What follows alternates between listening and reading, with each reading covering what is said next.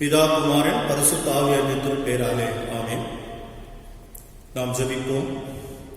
எல்லா நன்மைகளுக்கும் எல்லா ஆசீர்வாதங்களுக்கும் முற்றும் காரணமாக இருக்கிறவரே, நாங்கள் நிற்பதும் நிர்மூலமாக ருசித்த கிருபை, பலத்தினாலும் அல்ல பராக்கிரமத்தினாலும் அல்ல உடைய ஆவியினால 2020 ஆண்டை கொடுத்து 4 மாதங்கள் எங்கள் பலவீனத்திலே, சுகவீனத்திலே, கண்ணீரிலே, கவலையிலே, போராட்டத்திலே, இந்த கொள்ளை நோய் மத்தியிலே உம்முடைய கிருபையால் மட்டுமே எங்களை மூடி மறைக்கின்றீர்கள். அதற்காக உங்களுக்கு நன்றி சொல்கின்றோம். ஆலயத்திற்குள் வரமுல்லை முடியவில்லை என்று சொன்னாலும் நாங்கள் எங்கள் வீடுகளிலே ஆலயங்களாக மாறியிருக்கிறோம். அதற்காக நன்றி ஆண்டவரே. உடைய வார்த்தை கேட்பதற்கு எங்கள் செவிகளை எப்போதும் திறந்திருக்கட்டும். உம்முடைய அருள் எங்களை முழுவதுமாக சூழ்ந்திருக்கிறது. நீ எங்களை வழிநடத்தி வந்திருக்கின்றீர்கள். புல்லுள்ள மேய்ச்சலுக்கு எங்களை கொண்டு வந்திருக்கின்றீர்கள். அமர்ந்த நீர்நிலைகளுக்கு எங்களை கொண்டு வந்திருக்கிறீர்கள். அதற்காக உங்களுக்கு நன்றி சொல்கிறோம். ஆண்டவரே, இந்த வழிபாட்டு நீர் ஆசீர்வதிப்பீராக. உம்முடைய கிருபைக்குள் நாங்கள் அடங்கியிருக்க கிருபை தார். இயேசு கிறிஸ்துவின் வழியாக வேண்டுகிறோம் தந்தையே, ஆமென். உங்களை யாவரையும் ஆண்டவர் இயேசு கிறிஸ்துவின் ஈடு இணையற்ற இனிய திருப்பெயராலே வாழ்த்து நான் வரவேற்கின்றேன். கடவுள் உங்களை அளவில்லாமல் ஆஸ்வதிப்பாராக. அவர் வழியாக சகல மகிமையும் நமக்கு உண்டாயிருக்கிறது. அதற்காக ஆண்டவரை நாம் துதிப்போம். நாம் இந்த அருளுரைக்கு முன்பதாக ஒரு பாடலை பாடி நாம் துவக்குவோம். உயிர்த்தெழுந்தவா, உடன் வருபவா, எங்கள் பந்தியில் எழுந்தருளவா, எழுந்தருளவா, உயிர்த்தெழுந்தவா, உடன் வருபவா, எங்கள் பந்தியில் எழுந்தருளவா, எழுந்தருளவா, உலகை தந்தவா, உடலை தந்தவா, உயிரை தந்தவா, உணவை தந்தவா, உயிர்த்தெழுந்தவா, உடன் வருபவா, எங்கள் பந்தியில் எழுந்தருளவா, எழுந்தருளவா. உம்முணவினால் என் கண் தீரந்தே, போல் என்றுமே உலகை காணுவோம். உம்முணவினால் என் கண் தீரந்தே, போல் என்றுமே உலகை காணுவோம். உயிர்த்தெழுந்தவா, உடன் வருபவா, எங்கள் பந்தியில் எழுந்தருளவா, எழுந்தருளவா. என் கண்மலையில் நிற்குமாகி ஆண்டவரே, அடின் வாயின் சொற்களும் என் இதயத்தின் தியானம் இதை கேட்டுக்கொண்டிருக்கிற உன்னுடைய பிள்ளைகளுடைய உள்ளத்தின் சிந்தனைகளோடும் செவித்திறனும் உடைய சமூகம் எப்போதும் நிலைத்திருப்பதாக. ஆம். அன்புக்குரிய நாளில் நமக்காக கொடுக்கப்பட்டிருக்கின்ற தலைப்பு உயிர்த்தெழுந்த கிறிஸ்துவுடன் அன்றாட வாழ்வில் ஒன்றிப்பு. Communion with the risen Christ in daily life. இதற்காக கொடுக்கப்பட்டிருக்கின்ற திருமறை பகுதிகள் யாத்திராகமம் 40 34 இரண்டாம் பகுதியாக தூய லூக்கா நற்செய்தி நூல் 24 அதிகாரம் வசனங்கள் 13 முதல் 33 வரை உள்ள பகுதி. அன்றாட வாழ்வில் கடவுள் நம்மோடு இருக்கின்றார் செய்தியை இன்றைக்கு திருச்சபை கொடுத்திருக்கிறது. உலகமெங்கும் இந்த தலைப்பின் கீழாகத்தான் நம்முடைய வார்த்தை. ஆகவே நாம் இதை சிந்திப்போம். ஆதியாகமம் 1 வசனத்திலே இவர் செயல்படும் கடவுளாக இருக்கின்றார். அதற்காக நான் எடுத்துக்கொண்ட மொழிபெயர்ப்பு ரிகவரி வெர்ஷன் ஆங்கில திருமறை. The Spirit of God was brooding upon the surface of the water. கடவுளின் ஆவியானவர் நீர் மேற்பரப்பின் மீது அவர் அசைந்தாடிக் கொண்டிருந்தார் அல்லது அவர் அமர்ந்து கொண்டிருந்தார் என்று சொல். ஆக இந்த கடவுள் எப்போதுமே செயல்படுகிற கடவுளாக இருந்திருக்கின்றார். அவர் தான் இந்த உலகத்தை படைத்தார். ஒளி உண்டாகு என்று சொன்னார், ஒளி உண்டாயிற்று. சங்கீதம் 104:30 வசனத்தில் எப்படி பார்க்கிறோம், நீருடைய ஆவி அருள் அவை படைக்கப்படுகின்றன, பூமியின் முகம் அது புதுமைப்படுத்துகின்றது என்று சொல்லி. ஆகவே கடவுள் இவர் அன்றாட உலக வாழ்விலே அவர் செயல்பட்டுக் கொண்டிருந்தார். நாம் ஆதியாகமம் 2:15 வசனத்தில் நாம் படிப்போம் என்று சொன்னால், கடவுள் இந்த உலகத்தை படைத்து மனுக்குலத்தை அழைத்து அவர் ஒரு பொறுப்பை கொடுக்கின்றார். பண்படுத்தவும் பாதுகாக்கவும் கடவுள் அழைக்கிறார். ஆகவே கடவுள் உலக வரலாற்றிலே படைப்பின் வரலாற்றில் செயல்படுகிற கடவுளாக, இந்த படைப்போடு ஒன்றிணைக்கின்ற கடவுளாக அவர் இருந்திருக்கின்றார்.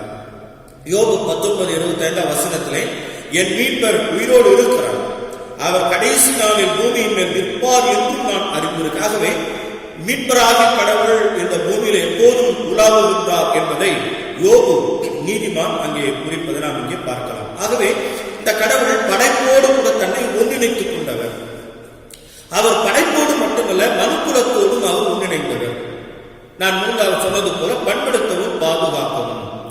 இதற்கு பயன்படுத்துகிற அருமையான எபிரேய பதம் முதலாவது ட்ரெஸ்ஸிங் என்ற சொல், அவுபோட் என்ற சொல், டு ஒர்க் டு சர்வ். அடுத்த பகுதி சௌபார் என்ற சொல், இது காவலர்களாக. கடவுள் நம்மை இந்த படைப்புக்கு காவலர்களாக வேலை செய்வதாக அழைத்திருக்கின்றார். ஆதியாகமம் 4:7 வசனத்திலே கடவுள் காயோடு பேசுகிறார். உன் சகோதரன் எங்கே என்ற அந்த நிகழ்வை பார்ப்போம் என்று சொன்னால், உன் சகோதரின் ரத்தம் என நோக்கி கூப்பிடுகிறது. ஆகவே இவர் படைப்போடு கூட ஒன்றிணைந்த கடவுளாக மட்டுமல்ல, படைப்பின் வழியாக மனுக்குலத்தோடு ஒன்றிணைந்த கடவுளாக மட்டுமல்ல, பாதிக்கப்படுகிற மக்களோடும் எழும்பி நின்று பேசுகிற ஆண்டவராக இவர் இருக்கின்றார். ஆகவே இந்த நாளுடைய தலைப்பு நம்முடைய அனுதின வாழ்விலே கடவுளின் ஒன்றிணைப்பு என்கின்ற அந்த தலைப்பின் கீழாக 3 குறிப்பை நான் சொல்ல விடைபெறுகிறேன். முதலாவது உடன் வரும் கடவுள். அதற்கு ஆதாரமாக யாத்திராகமம் 40:34 வசனத்து 38 வரை உள்ள பகுதி, பகல் நேரத்திலே கடவுள் அந்த ஆசரிப்பு கூடாரத்திலிருந்து எழும்பி மேகமாக, இரவு நேரத்தில் அவர் அக்கினியாக வந்தார். கடவுள் எப்போதுமே மனுமக்களோடு தன்னை இணைத்துக் கொள்ளுகிற கடவுளாக இருக்கின்றார். யாத்திராகமம் 3ஆம் அதிகாரத்தை நாம் படித்தோம் என்று சொன்னால், அவருடைய மக்கள் எகிப்து தேசத்திலே அடிமையாக இருப்பதை அவர் பார்க்கின்றார், அவருடைய கூக்குரலை கேட்கின்றார், அவர்களை விடுதலை செய்ய துடிக்கின்றார். ஆகவே கடவுள் எப்போதுமே மனுமக்கள் பாதிக்கப்படுகிற போது, மனுமக்கள் துயரத்தில் வாழ்கிற போது அவர் உடன் வருகிற கடவுளாக இருக்கின்றார்.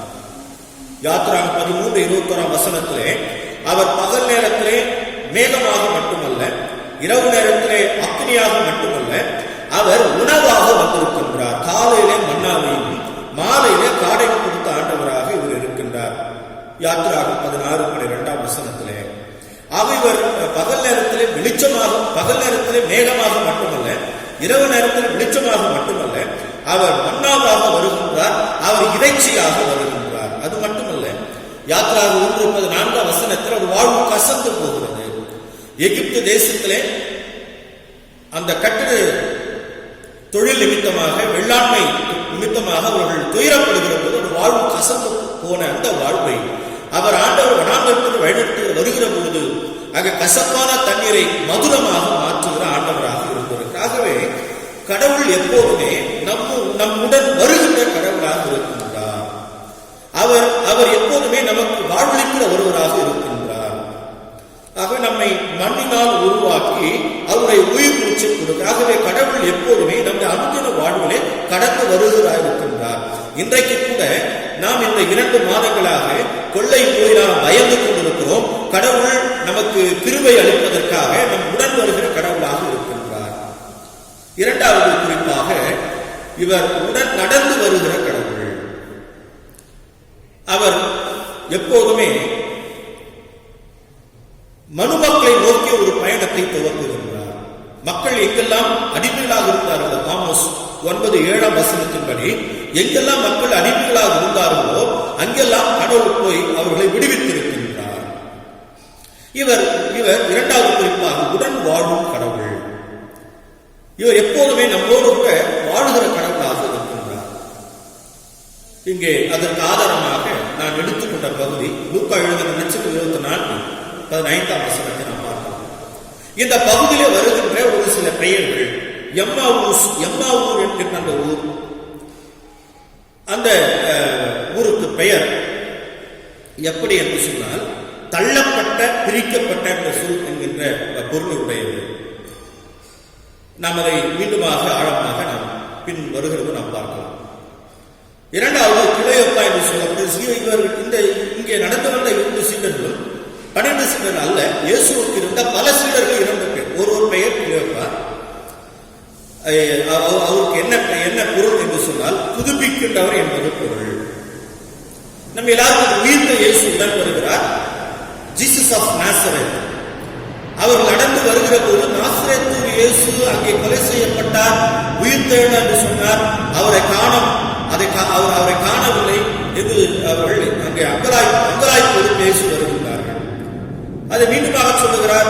மகதலேனா மரியாளுக்கு அவர் காட்சியளித்தார், சீடர்களுக்கு காட்சியளித்தார், அவரை காணவில்லை என்று சொல்லி பேசிக்கொண்டு வருகிறார்கள்.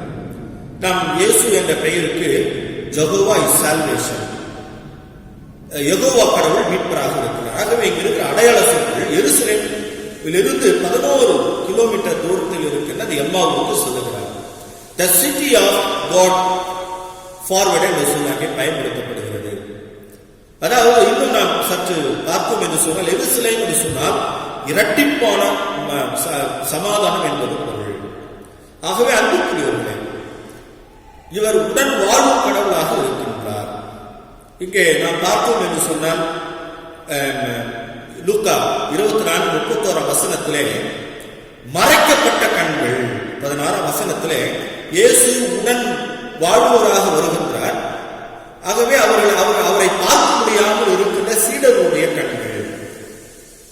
ஆண்டவர் சொல்லுகிறார், மோசே முதல் சொல்லப்பட்ட தீர்க்க தரிசனங்களில் கேட்கவில்லையா? அவர் உயிர்த்தெழுவார் சொல்லி இருக்கிறாரே என்று சொல்லி அவர் பேசிக்கொண்டு வருகிறார். அவர் பேசிக்கொண்டு வருகிற போது அவருடைய கண்கள் திறக்கப்படுகிறது. அவர் உடன் வருகிறவராக, உடன் வாழ்கிறவராக வருகிறார். அப்படி வருகிற ஆண்டவரை பார்க்க முடியாமல் இந்த 2 சிறுடைய கண்கள் பயத்தினால், அச்சத்தினால், அவிசுவாசத்தினால் மறைக்கப்பட்டிருக்கிறது. அங்கே அவருடைய இறைவாக்குகளை எல்லாம் அவர் பேசுகிற போது அவருடைய கண்கள் திறக்கப்படுகின்றது. 24 லூக்காவில் உயிரோடு எழுப்பப்பட்ட இயேசுவை காணவில்லை என்று சொல்லுகிறார்கள். பல நேரங்களிலே நாம் கூட நாம் பாவம் செய்கிற போது, குற்றம் செய்கிற போது, மீறுதல் செய்கிற போது உடன் வாழும் கடவுளை நாம் காணாமல் போகின்றோம். நம்முடைய கண்கள் மறைக்கப்படுகின்றன. ஆகவே இந்த நாளில் கடவுள் நமக்கு கொடுக்கிற 2வது ஆசீர்வாதம், மறைக்கப்பட்டிருக்கின்ற இந்த கண்கள் திறக்கப்படும். நம்முடைய இன்றைக்கு இந்த கொள்ளை நோயால் பயந்து கொண்டிருக்கிறோம். ஐயோ எனக்கு மரணம் ஏற்படுமோ என்று பயந்து வீடுகளிலே முடங்கி போயிருக்கிறேன். நம்முடைய கண்கள் மறைக்கப்பட்டிருக்கிற இந்த நாட்களிலே நம்முடைய கண்களை மனதை திறந்து கொடுக்கிறவராக அவர் இருக்கின்றார். நாம் அடுத்தது பார்த்தோம் என்று சொன்னால் மந்த உள்ளம். 24-25 நாம் பார்த்தோம் என்று சொன்னால் அவருடைய மனக்கண் அங்கே மந்தமாக இருக்கின்றது, விசுவாசிக்காமல் இருக்கிறது. கடவுள் சொன்னதை விதைப்பவர்கள் அந்த பகுதியை பார்த்தோம் என்று சொன்னால் ஒரு சில விதைகள் முள்களுக்குள்ளாக விழுந்து விடுகிறது. அது உழைக்கின்றது. ஆனால் அது வளர விடாமல் அந்த முட்கள் மூடி போடுகிறது. அப்படி நம்முடைய மந்தமான உள்ளம், மறைக்கப்படுகிற கண்கள், நம் உடன் வாழ்கின்ற அந்த ஆண்டவராக இயேசு கிறிஸ்துவை, இயேசுவின் வழியாக வெளிப்பட்ட அந்த கடவுளை நாம் பார்க்க முடியாமல் நம்முடைய கண்ணினால் பார்க்க முடியாமல், நம்முடைய மனதினால் பார்க்க முடியாமல் இருக்கின்ற நம்முடைய வாழ்வை அவர் திருக்கின்றவராக இருக்கின்றார். அவர் நம்மை போஷிக்கிறவராக இருக்கின்றார், நம்மை வாழ வைக்கின்றவராக இருக்கிறார். ஆக இரண்டாவது குறிப்பாக உடன் வாழுகின்ற கடவுளாக இருக்கின்றார். மூன்றாவதாக நாம் இந்த பார்த்தோம் என்று சொன்னால், உடன் வருகின்ற கடவுளாக அல்ல, நம்முடன் வாழுகின்ற கடவுளாக அல்ல, நம்முடன் தங்குகின்ற கடவுளாக இருக்கின்றார். எரேமியா 37:27 வசனத்திலே, என் வாசஸ்தலம் என் மக்கள் நடுவே இருக்கின்றது, நான் அவர்களுக்கு கடவுளாக இருப்பேன், அவர்கள் என் மக்களாக இருப்பார்கள் சொல்வதனை பார்க்கலாம். அந்த தீர்க்க தரிசனம் லூக்கா 24 நற்செய்தி நூலிலே அது நிறைவேறுகின்றது. உடன் தங்க அழைக்கின்ற சீடர்கள் பேசிக்கொண்டு வருகிறார்கள். அங்கே 30 வசனத்திலே கடவுளுக்கு நன்றி செலுத்தி அப்பத்தை அவர்கள் கொடுக்கிறார்கள். பிட்டு அவர்கள் உண்கிற போது கண்கள் திறக்கப்படுகிறது. பிறகு நடந்த செய்தி என்ன அப்படின்னா, அவர்கள் ஆண்டவரை தங்க அழைக்கின்றார்கள். இருள் நேரம் சூழ்ந்திருக்கிறார்கள், தங்க அழைக்கின்றார்கள். கடவுள் அங்கே அவர்களை தங்க அழைக்கிற போது அவர் அப்பத்தை பிட்டு கொடுக்கின்றார். கொடுக்கிற மாத்திரத்திலே மறைந்து போன அந்த உள்ளம் அங்கே திறக்கிறது, மறைக்கப்பட்ட கண்கள் அங்கே தெளிவாகிறது. ஆக ஒரு உடன் தங்குகிற கடவுளாக இருக்கின்றார். திருவெளிப்பாடு வெளிப்படுத்தின சுவிசேஷம் 21:3 வசனத்தை பார்த்தோம் என்று சொன்னால், அங்கே ஒரு திருக்காட்சியை யோவான் அவர்கள் கொடுக்கின்றார். இதோ கடவுளின் உறைவிடம் மனிதன் நடுவே இருக்கின்றது, அவர் அவர்கள் நடுவே குடியிருக்கின்றார், அவர்கள் அவருக்கு மக்களாயிருப்பார், கடவுள் தாமே அவரோடு இருப்பார் என்கின்ற அந்த செய்தியை அங்கே கொடுக்கின்றார்கள். ஆகவே அன்புக்குரியவர்களே, எசேக்கியேல் இறைவாக்குனர் வாழ்ந்த காலத்திலேயே கடவுள் நம்மோடு தங்குகிறவராக இருக்கின்ற நாம் பார்க்கிறோம். My dwelling place shall be with them என்று அவர் சொல்லுகிறார். என்னுடைய வாழும் இடம் மக்கள் நடுவிலே இருக்கிறது. I will be their God, நான் அவருடைய கடவுளாக இருப்பேன். They shall be my people, அவருடைய மக்களாக இருப்பார். ஆகவே கடவுள் உடன் வருகிற கடவுளாக மட்டுமல்ல, இவர் உடன் தங்குகிற கடவுளாக மட்டுமல்ல, உடன் வாழ்கிற கடவுளாக மட்டுமல்ல, அவருடைய வாசஸ்தலத்தை, அவருடைய இருப்பிடத்தை நமது மத்தியில் அவர் உருவாக்கி இருக்கின்றார். ஆகவே அன்புக்குரியவர்களே, உயிர்த்தெழுந்த இந்த ஆண்டவர் தன் மகனை இந்த உலகத்திற்கு அனுப்பி நம்மை ரட்சித்து மீட்டு தன் மக்களாக அழைத்து, பேர் சொல்லி அழைத்து, உள்ளம் கரங்களிலே அழைத்த அந்த ஆண்டவர் உடன் வருகிற ஆண்டவராக இருக்கின்றார், உடன் வாழும் ஆண்டவராக இருக்கின்றார், உடன் தங்குகின்ற ஆண்டவராக இருக்கின்றார். அவர் வருகிறார், நம்முடைய தங்க அவர் காத்திருக்கிறார். நாம் தான் மந்த உள்ளத்தினராக, மறைக்கப்பட்ட கண்களாக நாம் அவரிடம் தங்க நாம் மறுக்கின்றோம். அவரிடம் நாம் தங்கினால் நாம் மகிழ்ச்சியாக இருக்க முடியாது, பாவங்கள் செய்ய முடியாது என்கின்ற அந்த எண்ணத்தோடு நாம் அவரிடம் இருக்க நாம் மறுக்கின்றோம். அவருடைய வாசஸ்தலத்தை மத்தியில் அவர் அமைத்திருக்கின்றார். உயிர்த்தெழுந்த ஆண்டவர் நம்மோடு வருகிறவராக, நம்மோடு வாழ்கிறவராக, நம்மோடு தங்குகிற ஆண்டவராக இருக்கிறார். கடவுள் அப்படிப்பட்ட ஆசீர்வாதத்தை இந்த பயங்கரமான நாளிலே நமக்கு தருவாராக. அவர் நமக்கு கொடுத்த அந்த கிருபையிலே, தன் மகன் மீது அவர் புரிந்த அந்த கிருபையிலே நாம் மகிழ்ச்சியோடு இருப்போம். இதுவும் கடந்து போகும், உங்கள் துக்கம் சந்தோஷமாக மாறும். காரணம், அவர் உடன் வருகிற கடவுள், உடன் வாழும் கடவுள், உடன் தங்குகிற கடவுளாக இருக்கிறார். ஆண்டவர் தான் நம்மை ஆசீர்வதித்து பலப்படுத்துவராக. ஜெபிப்போம். அன்புள்ள ஆண்டவரே, உங்களுக்கு நன்றி சொல்லுகின்றோம். வார்த்தை கேட்பதற்கு, இந்த தொடர்பியல் மூலமாக நாங்கள் இந்த வார்த்தை கேட்பதற்கு நீர் கொடுத்த மாபெரும் பாக்கியத்துக்காக உங்களுக்கு நன்றி செலுத்துகின்றோம். ஆண்டவரே, ஆயிரக்கணக்கானோர் இறந்து போயிருக்கிறார்கள். அமெரிக்காவில் 56,000 பேர் மக்கள் கொத்து கொத்தாக மடிகிறார்கள். அந்த உடலை வாங்குவதற்கு கூட குடும்பத்தினர் மறுக்கின்றார்கள். அவ்வளவு பயத்தோடு இருக்கிறோம். இந்தியாவிலே 34,000 பேர் பாதித்திருக்கிறார்கள். தமிழ்நாடு கொஞ்சம் மீண்டு வருகிறது, ஆனால் சென்னை பட்டணம் அதிகரித்துக் கொண்டு இருக்கிறது. ஆண்டவரே, கண்ணோக்கி பாரும். திருவள்ளூர், செங்கல்பட்டு, சென்னை போன்ற பகுதிகள் எல்லாம் பாதித்து மருத்துவமனைகளிலே படுத்திருக்கிறவருடைய பிள்ளைகள், தீராத வியாதியை சுகப்படுத்தி ஆண்டவர் 38 ஆண்டுகளாக படுக்கில் இருந்தவனை படுக்கை எடுத்துக்கொண்டு நட என்று சொன்ன ஆண்டவர், 18 ஆண்டுகளாக ஒரு பெண்ணை கூலியாக வைத்திருந்த ஆவியை துரத்தி ஆண்டவர், நாங்களும் 2 மாதமாக கட்டுண்டவர்களாக விடுதலை முறையிட்டு இருக்கின்றோம். நீர் விடுதலை கொண்டு வாரும் ஆண்டவர். இந்த துக்கமும் கடந்து போக கிருபை தாரும். ஆண்டவரே, எப்படி இந்த உலகத்தை வென்றீரோ, மரணத்தை வென்றீரோ, அப்படி உமது நாமத்தினால், உம்முடைய திருப்பெயரால், உம்முடைய கிருபையால், உம்முடைய அன்பால், உம்முடைய இரக்கத்தால் இதை நாங்கள் வெல்ல கிருபை தாரும் சொல்றாங்க. ஆண்டவர் தாமே எங்களை பொறுப்பெடுத்துக் கொள்ளும். வீடுகளிலே பலவீனத்தோடு சுகத்தோடு இருக்கிறோம் பிள்ளைகளை தொடும். ஆண்டவரே, வார்த்தை மட்டுமே எங்களை ஆற்றல் கொடுக்கும். வார்த்தை மட்டுமே எங்களை ஆற்றுப்படுத்தும். உம்முடைய வார்த்தை மட்டுமே எங்களை அடையாளப்படுத்தி அடைக்கும். நீதிமான் இல்ல பாவிகள், நாங்கள் பாவிகள், எங்களை முழுதுமாக கொடுக்கிறோம். உயிர்த்தெழுந்த ஆண்டவரே, மறைக்கப்பட்ட என் கண்கள் திறக்கப்படும். மந்தமாக இருக்கிற எங்களுடைய உள்ளங்கள் எப்போதும் திறந்திருக்கட்டும். உயிர்த்தெழுந்த ஆண்டவர், உடன் வருகிற ஆண்டவராக, உடன் தங்கும் ஆண்டவராக, உடன் வாழ்கிற ஆண்டவராக இருக்கின்றேன். வாரும் ஆண்டவரே, எங்களிடம் தங்கும். இயேசு கிறிஸ்துவின் வழியாக வேண்டுகிறோம் தந்தையே, ஆமென். கர்த்தருடைய ஆசீர்வாதத்தை காக்க கடவர். கர்த்தர் தம்முடைய திருமுகத்தை பிரசன்னமாக்கி கிருபையாக கடவர். கர்த்தர் தம்முடைய திருமுகத்தை உங்கள் மேல் பிரகாசிக்க பண்ணி இன்றும் என்றும் சமாதானம் கண்டிட கடவர். ஆமென். செய்தி சொல்லுவோம். என் ஆத்துமாவே கர்த்தரை ஸ்தோத்தரி, என் உடலே பரிசுத்த நாமத்தை ஸ்தோத்தரி. என் ஆத்துமாவே கர்த்தரை ஸ்தோத்தரி, கர்த்தர் செய்த சகல உபகாரம் மறவாதே. ஆமென். ஆண்டவர் உங்களோடு இருப்பாராக, உங்கள் ஆவியோடும் இருப்பாராக. கர்த்தருடைய சமாதானம் உங்களோடு இன்னும் நிலைத்திருக்கும்.